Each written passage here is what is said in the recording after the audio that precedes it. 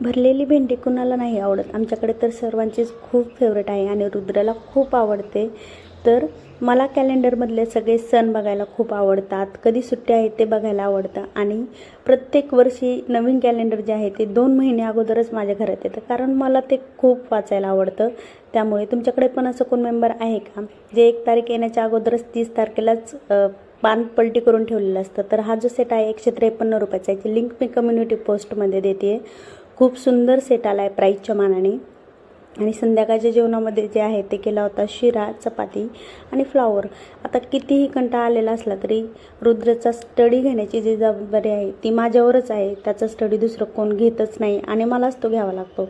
तर कितीही दमलेलं असलं तरी संध्याकाळचं जे किचन आहे ते एवढं सुंदर आणि क्लीन केल्याशिवाय मला काही शांत झोप लागत नाही.